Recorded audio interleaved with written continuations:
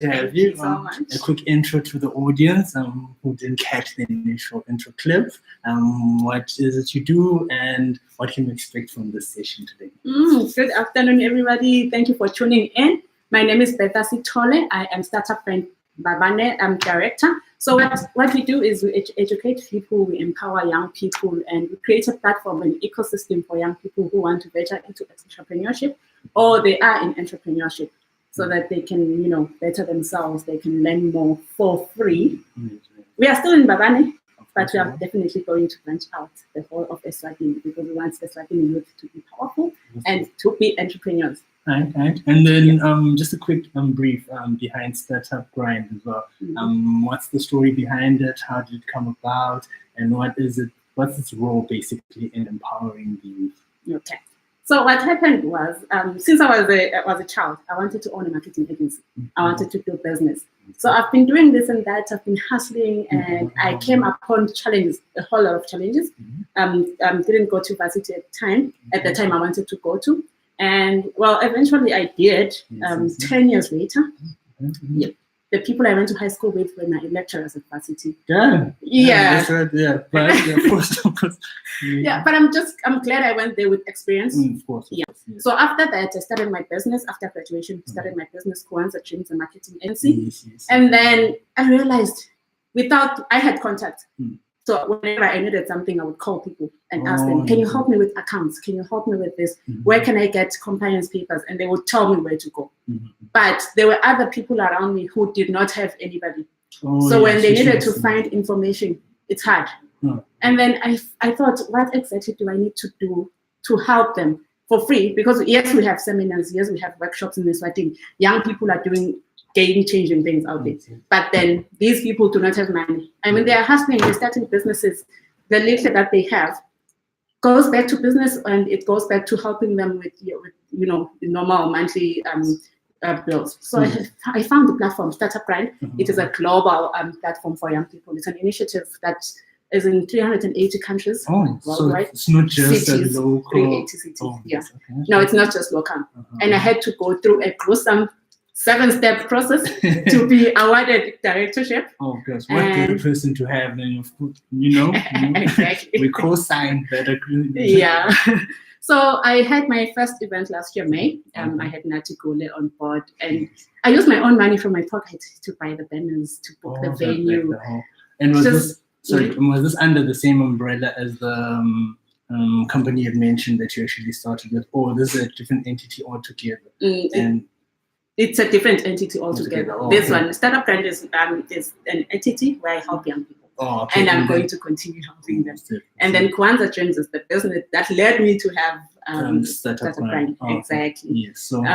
So when we started, I ran it from my pocket. And then as I continued hosting events, people came about and they understood what I was doing and they wanted to help.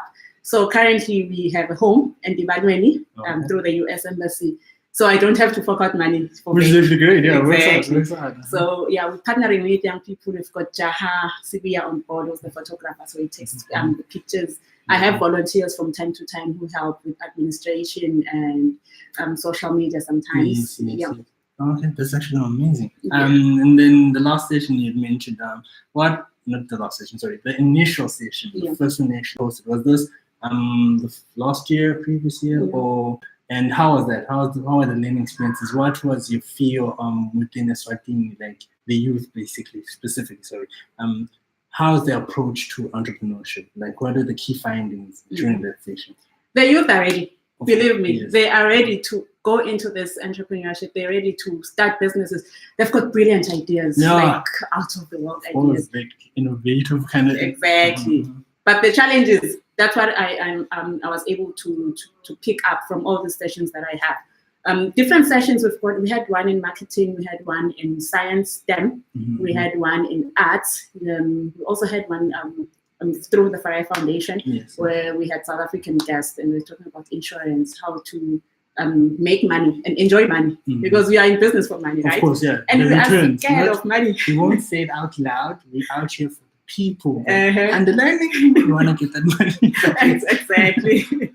So yeah, the findings that people, the underlying issue, the big one, money, capital. Yes. Yeah. And That's the problem. another thing that she actually cited was for you, as much as based on when you're explaining your training, that you jumped into this, you already had like the connections, but as a young person starting off, it then becomes an issue. So I'm assuming Startup Grind then addresses that, like it connects you with the relevant people beyond just giving you the education relevant for the specific field. And any key takeaways in your journey, basically. What one thing would you say, or let's say three? I'm a young person. I've got this great idea. Yeah.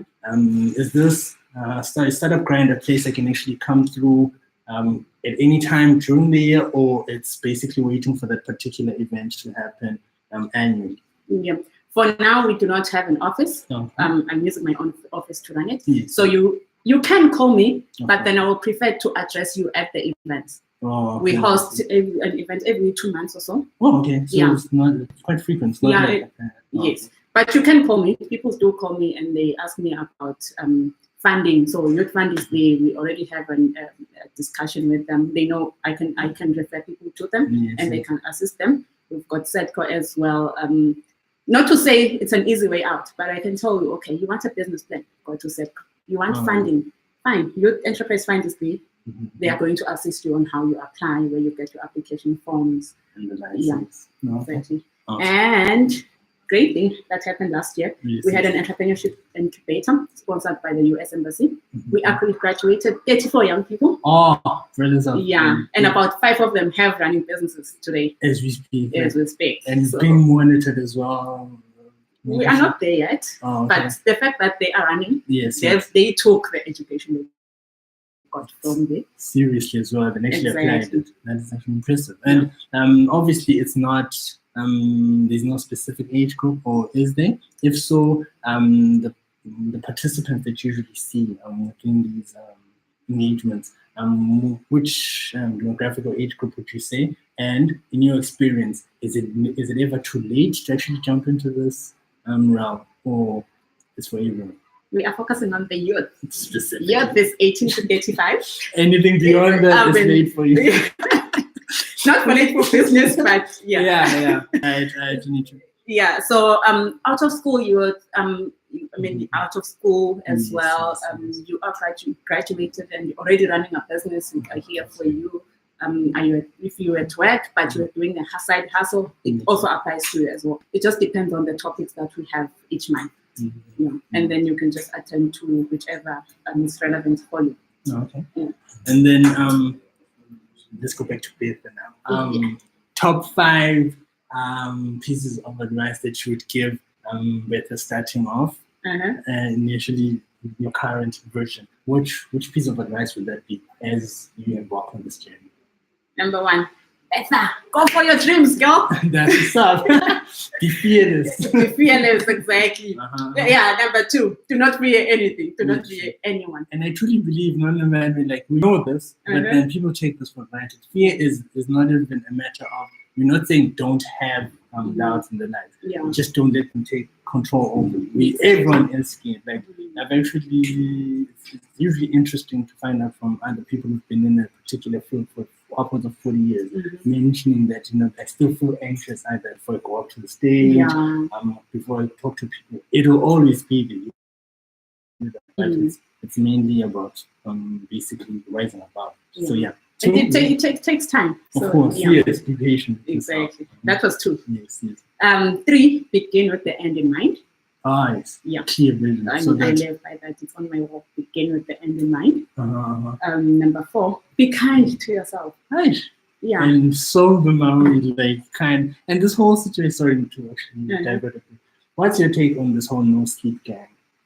It depends what you're doing at night. You can say I'm not doing nothing.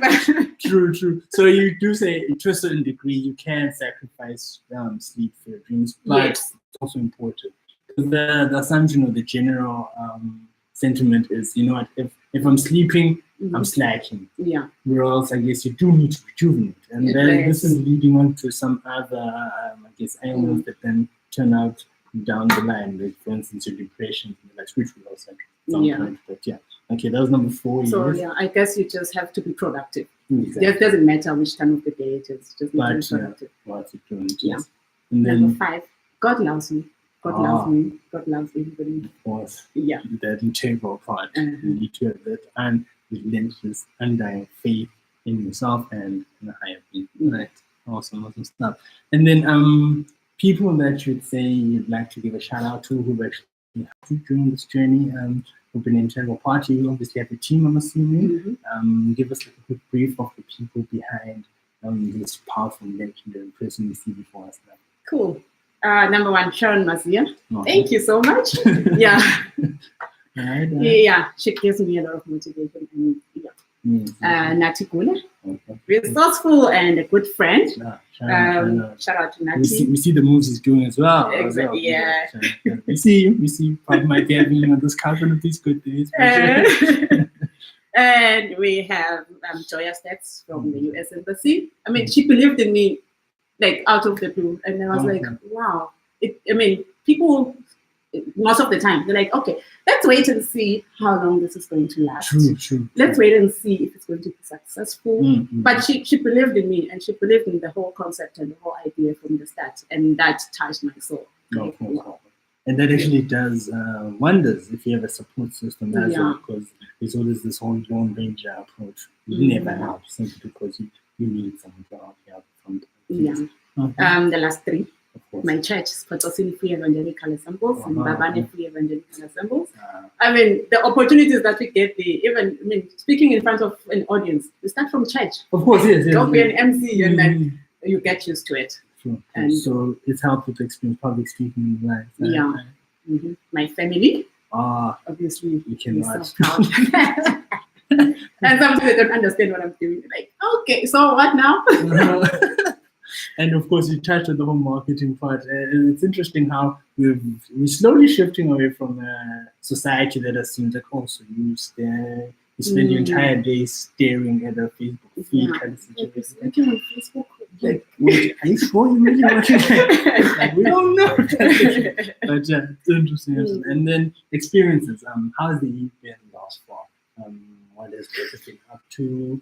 And how are you planning to end it since we're already halfway through it? All right. New Year's resolutions, by the way, how they come along. Just going back a bit, I've failed a number of times. Failed dismally. And then I learned that, you know what, failure is actually something you should be proud of through Startup Grind, because the directors were failures. And then so they failed, right? And then one day they're like, okay, let's together and find out why did we fail.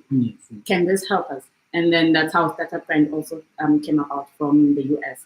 And for me as well, I failed a number of times, and all the failures are not the same. So now I feel like I'm able to do what I can do now because of the failures that I came across.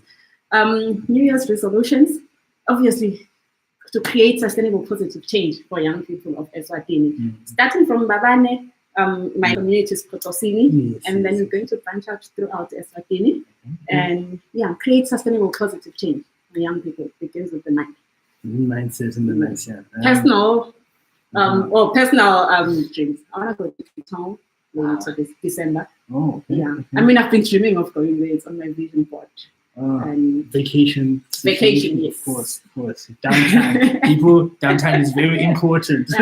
You never take that seriously. Okay. And we have one from Instagram from Joe.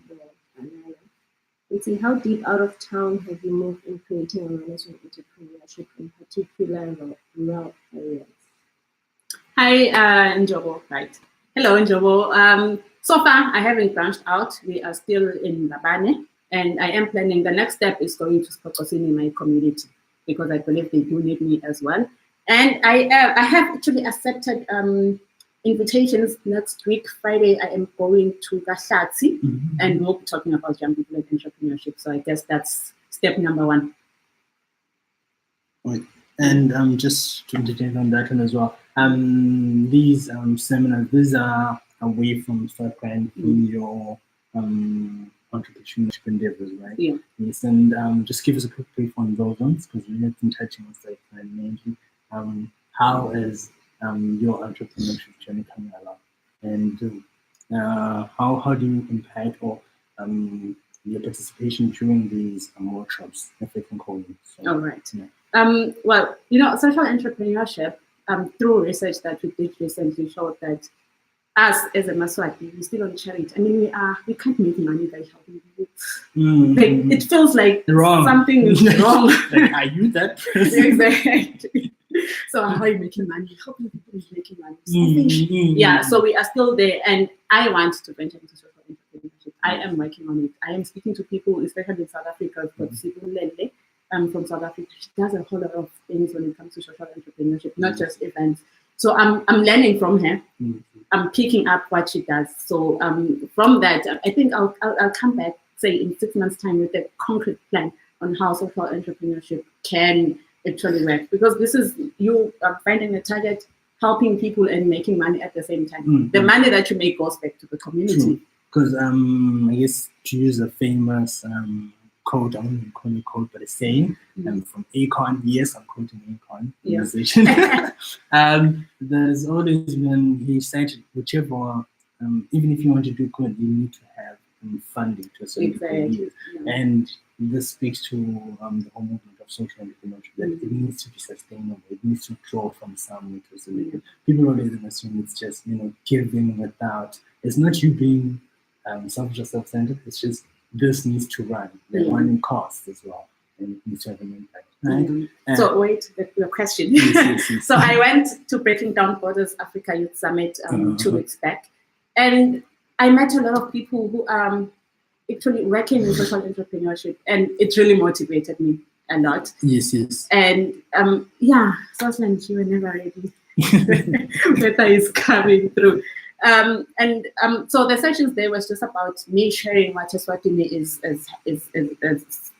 doing when it comes to young people and entrepreneurship. The roadmap that was launched the week prior before we left helped a lot to say, Eswatini is opening borders. Eswatini is ready for entrepreneurship and endeavors and a whole lot of other things. But I just focused on social entrepreneurship and business. Right. And that mindset and people within that sphere, are there any other honorable mentions, if I could put it that way? People who are currently making moves within that realm that you'd like to recognize as well, or give a shout out to some people. All right. Who else is within? In Swaziland or in SA? Can I shout out to SA? We have at home and then okay, and we have the Knowledge Institute. Oh yes, and I think they're doing great. Shout out to them. Shout out to the guys doing UK. Yes, exactly. Hashtag #YelloK. Yes, most definitely. Global Shapers in Mabane, they're doing amazing. They're doing infrared care, doing literacy. A lot of things will come through as well in the future. So shout out to them. Mpiwa, Noni, Sakile, you guys are doing great. Yes. Lando, shout out to of course. And Tiana, very own. Yeah, and then in SA, because I believe South Africa is in a way is part of Eswatini, and working with South Africa, it exposes us as young people in Swaziland to a broader audience, challenges and solutions. So Siba from Unorthodox X, and let's shout out to Siba for that. Oh, okay. Yeah, she is also helping out with trying to integrate Swaziland to South Africa, because these two almost work together. We're using the same shows to social media. We are on the same TV channels. So it's kind of like neighbors. Exactly. The extension. Okay, we have one on Twitter. It's Banana DU. What can be done to build and groom the culture of entrepreneurship in Eswatini? I think we need to start from the young kids. We need to start from them when they are still young. Instill in them that entrepreneurship is a solution. Start by selling, understand money, because that's where the key issue is. Understand money, understand profit, understand that when you're selling something for a rent, 150 should come back, for example. It's an example. So when you can't sell something for a rent and then you're getting 80 cents, that's not business. But let's start young. Let's go to schools. I know the curriculum, a lot of people have been talking about that, and we're not going to discuss that now. Of course, because we're not talking. Exactly. But we need to start now. We can go to the schools. have sessions every term, for example, how many people the teachers need to allow them to sell, because these things are going to teach them. Fine, it makes you tired at school. That's usually why they stop them from selling and it disturbs them from class. But it's teaching them for the future. Exactly. Yeah. Shaping the right mindset and early on as well. Yeah. Because it becomes harder to teach it as you go to school. And I like that you actually touched on that you need to have some form of return. And what people never even consider as well, it's not even the stock cost or the buying price tag. There's also things you need to factor in, like the transport to get there as well, right. The time frame, because people always look at it as, yes, it costs a rand, but in terms of you then spend another like 20 cents basically getting to and fro. Yeah, costing. Exactly. I'm glad Junior Achievement Eswatini is doing something about that. Oh, yes. Shout out to them as well. We've got one here on Twitter. It's from Mili Bubezi. Like, honestly, I'm the only queen bee I recognize. Thank you. There's another one we want to touch on as well. We know of the work you've done on social, I guess, for different organizations and the likes. What's your take with regards to digital and the opportunities local is what you can actually exploit, and the impact it's had or can have on things as we start out? Well, digital is the future. We need to get on it. Everybody should get on board.